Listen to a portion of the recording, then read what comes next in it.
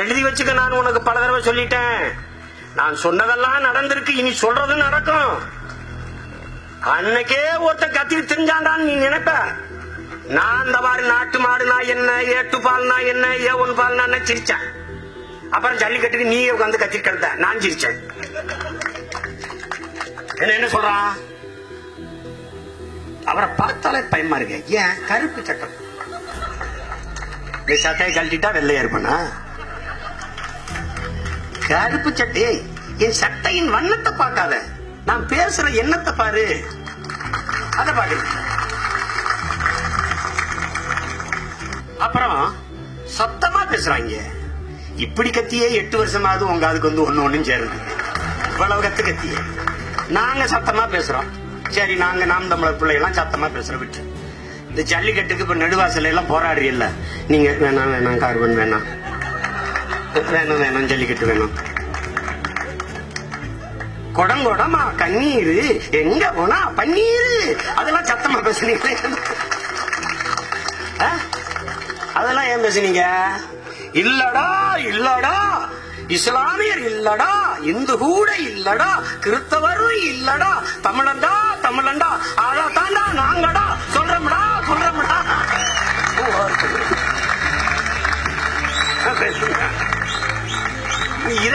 இதை மட்டும் ஏன் சத்தமா கத்துறீங்க? மெதுவா வேண்டும் வேண்டும், தடையை நீக்கு நீக்கு, ஜல்லிக்கட்டுக்கு தடையை நீக்கு நீக்கு. என்னங்க பேசிட்டீங்க? தடையை நீக்க பேசிட்டீங்க. போராடி பாரு. நீ ஒண்ணுக்கு முழக்கம் போடுற, வாங்கி போடுற, நாங்க ஒவ்வொன்னுக்கும் போடுறோம், ஓயாம போடுறோம். அவ்வளவுதான். இதுல எங்க ஐயா தென்கட்சி சாமிநாதன் மாதிரி எல்லாம் பேசி புரட்சி கொண்டு பண்ண முடியாது. என்ன நேயர்களே, இன்றைய தினத்தில் அந்த செய்தியில எங்க ஊர்ல என்ன தெரியுமா இருக்கு? சத்தமா பேசப்பா, செத்தவங்க இல்ல வெத்தலா கொடுத்த மாதிரி சவச்சவன் பேசிக்கிறேன்.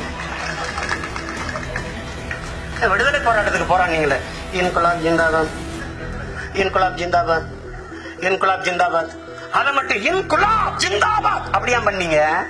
அப்பதான் கேட்கும். அடிமை உரிமைக்கு கத்துறான், சத்தமா கத்துறான். விடுதலை பெற்றவன் பேசுவதற்கு அடிமை உரிமைக்கு போராடுவதற்கு வித்தியாசம் இருக்கு.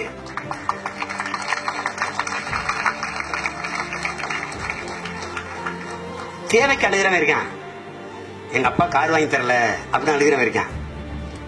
எங்க அப்பா ஐஸ்கிரீம் வாங்கி தரல அப்படின்னு அழுகிறவன் இருக்கான். ஆனா அடி வாங்கிட்டு அழுகிறவனுக்கும் ஐஸ்கிரீமுக்கு அழுகிறவனுக்கும் வித்தியாசம் இருக்கு. நாங்க அடி வாங்கிட்டு அழுகிறோம். உங்களுக்கு புரியுதுன்னு நினைக்கிறேன். அதனால இப்படிதான் பேசுவோம். இதையெல்லாம் ஒரு காரணமா பேசிட்டு வச்சுக்கிட்டு இருக்க கூடாது. மதிப்புமிக்க எதிர்கட்சி தலைவர் ஐயா, செயல் தலைவர், மற்றவங்க எல்லாம் செயல்படாத தலைவர்கள். அவர் மட்டும் தான் செயல்படுவார். ஏன்னா அவர் சட்டை அவரே கிழித்துக் கொள்வது பெரிய வேலை. நீங்க வேணா பாருங்க, சட்டசபைக்குள்ள யாருக்கும் தெரியாம கிழிச்சிட்டு வந்தது மாதிரி ஒரு நாள் வீதி வீதியா சட்டையை கிழிச்சிட்டு அலைய போறாங்க. இவ்வளவு பிரச்சனை இருக்கு. ஒரு ஜல்லிக்கட்டு போராட்டம், பல லட்சக்கணக்கில் மாணவர்கள் 10 நாட்கள் இரவு பகலாக போராடி கொண்டிருந்த போது கட்சியின் மூத்த உறுப்பினர்கள் அழைத்துக் கொண்டு குடியரசுத் தலைவரை போய் பார்க்க போகல. நாட்டில நெடுவாசல்ல இன்னைக்கு ஹைட்ரோ கார்பன் திட்டத்துக்கு எதிராக இவ்வளவு பெரிய போராட்டம். அதற்கு ஆதரவாக தலைவர்களை திரட்டிக் கொண்டு, பாராளுமன்ற உறுப்பினர்கள் அழைத்துக் கொண்டு, மாநிலங்களை உறுப்பினர்கள் அழைத்துக் கொண்டு, சட்டமன்ற உறுப்பினர்கள் அழைத்துக் கொண்டு போய் குடியரசுத் தலைவரை பார்க்கல. சட்டையை கிழிச்சிட்டாங்க, சர்வதேச பிரச்சனையாக்கி அதை கொண்டு போய் பார்த்து. அது எங்க அண்ணன் ராதாரவி திடீர்னு போய் ஒரு நாள் ராத்திரி பார்க்கிற திமுக செஞ்சார். அவர் சொன்ன வார்த்தை, நாட்டை ஸ்டாலினாலதான் காப்பாற்ற முடியும். நாங்க அட பாவிகளா, நாட்டையே அவர்கிட்ட இருந்தா காப்பாற்ற வேண்டியது இருக்குது. நாட்டையே அவங்க கிட்ட இருந்து, அவங்க குடும்பத்துக்கிட்ட இருந்து தான் காப்பாற்ற வேண்டியது இருக்கு. இந்த நாட்டில தமிழருக்கான விடுதலை என்பதை திமுக, அதிமுக, காங்கிரஸ், பாரதிய ஜனதா, இந்த 4 பேர் இருந்தா விடுதலையே. இந்த விடுதலை அடைஞ்சிட்டா 90 விழுக்காடு இந்த நாடு, இந்த இனமும் விடுதலை அடைஞ்சு வென்றும். இவங்க இருந்த அதிகாரத்தை பறிச்சிட்டீங்கன்னா நிம்மதியா படுத்துடலாம். இல்லைன்னா இனிமே கட்டுச்சோரை கட்டிக்கிட்டு கருவாடை சுட்டிக்கிட்டு போராட்டத்துக்கு எங்க போராட்டம்பா? நெடுவாசல்லையா?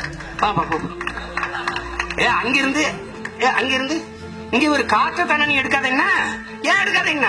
காற்றை நீ பூமிக்குள்ள இருந்து எடுக்கும் போது என் நிலத்தடி நீரை எடுத்து கீழே ஊத்துவா, அது வீணாயிரும். அதனால காற்று எடுக்காத. சரி, காற்று எடுக்கல, நேரடியா தண்ணி எடுக்க. எங்க? தாமிரபரணியில. எப்படி இருக்கு பாருங்க. அந்த இந்திரா நோய்ங்கிற அந்த கொக்கோ கோலா நிறுவனத்தினுடைய தலைவர், நாட்டின் முதன்மை அமைச்சர் ஐயா நரேந்திர மோடி போய் பாக்குறாங்க. இங்க காலையில போராட்டம். வணிக பெருமக்கள் கொக்கோ கோலாவை விக்கிறது இல்ல, பெப்சியை விக்கிறது இல்ல, அந்நிய குடிபானங்களை நாங்கள் விற்பதில்லை. போராட்டம். மக்கள் நாங்கள் வாங்குவதில்லை, குடிப்பதில்லை. போராட்டம். நீதிமன்றம், மதுரை உயர் நீதிமன்றம், மாண்புமிகு நீதியரசர்கள் தீர்ப்பு. எப்படி? கொக்கோ கோலா பெப்சி தயாரிக்க தண்ணீரை எடுத்துக்கொள்ளலாம். இதை எப்படி பொருத்தி பாக்குறது? எப்படி பாக்குறது? இப்ப என்ன செய்யணும்? கேரள அரசு, மாண்புமிகு அந்த மாநிலத்தின் முதல்வர் ஐயா பினராயி விஜயன் சொன்னது போல, வாங்குபவன் நிறுத்தி பயனில்லை, விற்பவன் நிறுத்தி பயனில்லை. இந்த மண்ணில் உற்பத்தி செய்யப்படுகிற அந்நிய குடிவான நிறுவனங்களை அரசு தடை செய்யணும். நாங்க ஆட்சியின் வரைவில் கொக்கோ கோலா பெப்சி இந்த அந்நிய குடிபானங்களை தடை செய்வோம்னா, இந்த பையன் ஒரு சின்ன பையன் மாதிரி இதை அறிக்கையா கொடுத்துருக்கான் என்னை பார்த்து. தேசிய குடிபானங்களின் விற்பனையை பெருக்குவோம். தேசிய குடிபானமாக எதை? இளநீர், நொங்கு, பதநீர், கரும்புச்சாறு, பொவண்டோ, டொரினோ இதெல்லாம் அறிவிப்போம். நாங்க ஒரே என்னை எல்லாம் கேக்குறானே, ஏன் இப்ப ஏன் சீமான் சிரிச்சுக்கிட்டே பேசுறிய? நான் மட்டும் கத்திக்கிட்டு இருந்தேன், எவனுக்கும் புரியல, எனக்கு கோபமா இருந்துச்சு. இப்ப எல்லாரும் கத்துறா, எனக்கு சிரிப்பா இருக்கு. அம்மையார் ஜெயலலிதா 68வது வயசுல 68 லட்சம் மரத்தை நட்டாங்க. என்கிட்ட கேட்க கூடாது, நட்டாங்க அப்படின்னு முழு பக்கத்துல உன் காசு என் காசுல தெண்ட செலவுல விளம்பரம் வந்துச்சு. அம்மையார் நட்டாங்க. எப்படி நட்டாங்க தெரியுமா? சிவப்பு கம்பள வரவேற்பு, அது மேல நின்னு நேர ஒரு சதுரத்துக்கு குழி, அதுல ஒரு மரக்கண்டை நட்டு, பிளாஸ்டிக் டப்பால மண்ணு, அந்த மண்ணு அள்ளுறதுக்கு கையில உரை, கிளவுஸ், அதுக்கு ஒரு தேக்கரண்டி, இதுல அள்ளி அதுல போட்டாங்க. அந்த மரம் இருக்கா செத்துச்சான்னு தெரியல. இப்ப நம்ம ஐயா எடப்பாடி பழனிசாமி மாண்புமிகு தமிழக முதல்வர் நட்டுட்டாங்க. அதே இடத்துல தான் இருக்குன்னு நினைக்கிறேன். ஐயாவும் சிவப்பு கம்பளத்துல நின்னு விவசாயில விவசாயி. ஏன்னா ஐயா ஸ்டாலின் கரும்பு தோட்டத்துக்குள்ள இதே மாதிரி தான் போய் நின்னாரு. இது விவசாயி. சிவப்பு கம்பளத்தில் நின்று அதே டப்பா, அதே கை, அதே தேக்கரண்டி. இல்ல, அந்த மண்ணை கை கிட்ட கூட அள்ளி போட உங்களுக்கு துப்புள்ள. அந்த நாட்டை மண்ணை ஆண்டணும்னு மட்டும் ஆசை இருக்கு. இந்த மண்ணை அள்ளி போட்ட மாட்டியா? போன ஆண்டு 68 லட்சம் மரங்கள் அம்மையார் பிறந்த நாளைக்கு. இந்த ஆண்டு 69 லட்சம் மரங்கள். போன ஆண்டு நட்ட 68 லட்சம் மரம் எங்க? Where is the trees? அது எங்க எங்க இருக்கு? அது எங்க இருக்கு சொல்லுங்க? அது வரதா புயல்ல போயிடுச்சு. இது இனி வரும் பரதா புயல்ல போயிடும். 69 லட்சம் மரக்கன்றுகளை நடுவோம்னு பல லட்சக்கணக்கான ரூபாய்க்கு விளம்பரம், அரசு விளம்பரம். அந்த விளம்பரத்துல குச்சி குச்சியா மரம் இருக்கு, தெருவில் எங்கேயும் மரத்தங்க. இவங்களை தொலைச்சி எரியாம நீ இந்த நாட்டை, இந்த மக்களை வாழ வைக்க முடியாது. ஒரு அடிப்படை கேள்விதான். மேலதான் தண்ணி இருக்குமா, அதுக்கு கீழே, தண்ணிக்கு கீழே போயிருவாங்களா? கீழே போய் அந்த காற்றை மட்டும் எடுத்துட்டு வந்துருவாங்களா? எவ்வளவு நேர்மையானவர்கள்!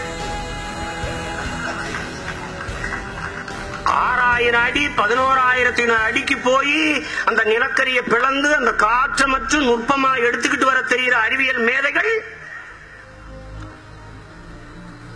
இந்த விஞ்ஞான மேதைகள், இந்த கடல்ல கொட்டின எண்ணெயை வந்து அப்படி கொஞ்சம் எடுத்துட்டு போயிட முடியாதா? நீங்க 1000 அடிக்கு மேல வேண்டியதில்லை, 1 அடிக்கு கிட்ட கிடக்கு, அதை அள்ளிட்டு போங்கல. நான் கேட்டேன், நானே என் தம்பி சிவகுமார் எல்லாம் போனோம். என்ன எப்படிங்க என்ன கொட்டுச்சு? கப்பலும் மோதிருச்சு. நம்ம ஊர்ல பாட்டி கதை சொல்லும்ல, ஒரு பேய்க்கும் சண்டை. கப்பலும் மோதிருச்சு. சரி, யாரு பார்த்தது தெரியல, சொன்னாங்க, கேட்டோம். என்ன இப்ப நான் என்ன கேக்குறது? பத்திரிகையாளர்கள்ட்ட என்ன கேட்டாங்க? இந்த கப்பலும் மோதிருச்சான். யார் சொன்னது? சொன்னாங்க, கேட்டோம். இதான் இங்க இருக்கு. கப்பலும் மோதிச்சுன்னா அது கப்பல்ல தீ பிடிக்கலையா? எப்படி மோதிச்சு? மோதி என்ன கொட்டும் போது யாரு பார்த்தது? ஏது திட்டமிட்டு கொட்டப்பட்ட ஒரு கழிவா இருக்கக்கூடாது. முதல்ல நீங்க ஒன்னு அடிப்படையை புரிஞ்சுக்கணும். இந்த உலகம் மொத்தத்தையும் ஆளுகிறவன் இலுமினாட்டிங்கிற அந்த 13 குடும்பம், அவன் தான் சீக்ரெட் சொசைட்டின்னு இருக்கான்.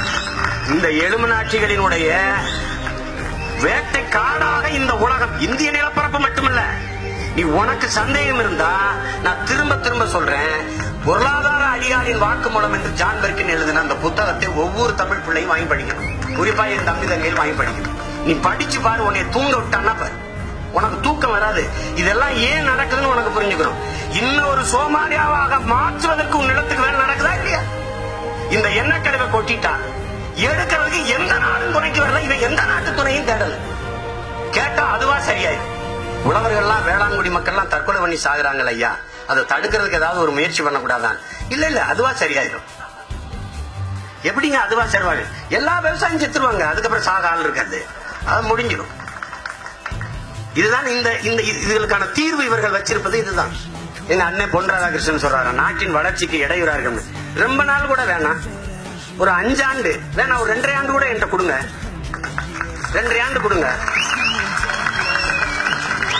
இந்த ஹைட்ரோ கார்பன், மீத்தேன் இதெல்லாம் எப்படி எடுக்கிறேன், தண்ணீரை அந்த கன்னடர்கள் கேரள மலையாளிகள்கிட்ட கெஞ்சாம எப்படி நிறைவடை வைக்கிறேன், கொஞ்சம் பாருங்க. அதெல்லாம் பாருங்க எப்படி பண்றேன்னு.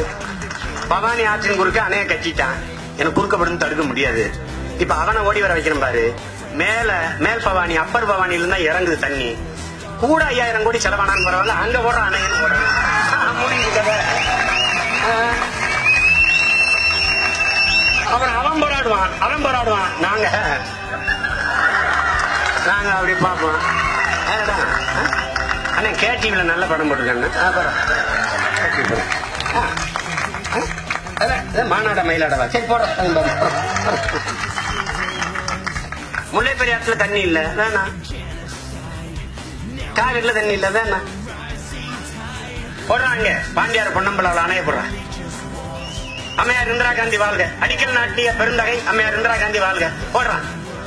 ஐயோ சுற்றுச்சூழல் தூக்குடா, குடிசாட்டில் கட்டுறான், தூக்குடா, தூக்கி அடிக்கல் நாட்டுறான், போடுறாங்க. சோத்துக்கு இல்ல, சுவாசிக்க காத்துக்கு இல்ல, சுற்றுச்சூழல்.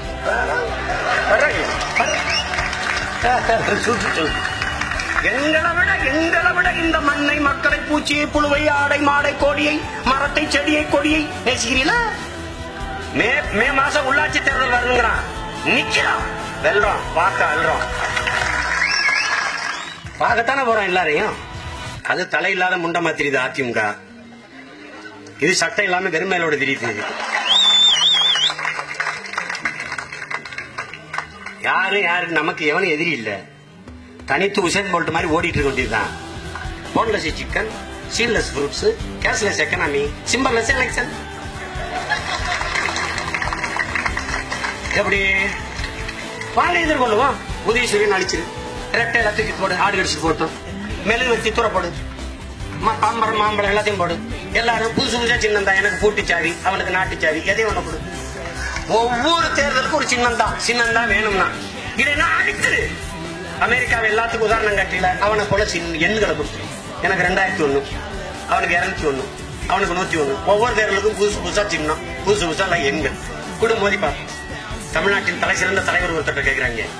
இந்த தலைவர் சொல்றாரு, நீங்க ஓபிஎஸ் பக்கம் இருக்க போயிடலாம், சசிகலா பக்கம் இருக்க போயிடலாம், ரெட்டனை எங்க இருக்கு அங்க இருப்பாங்க.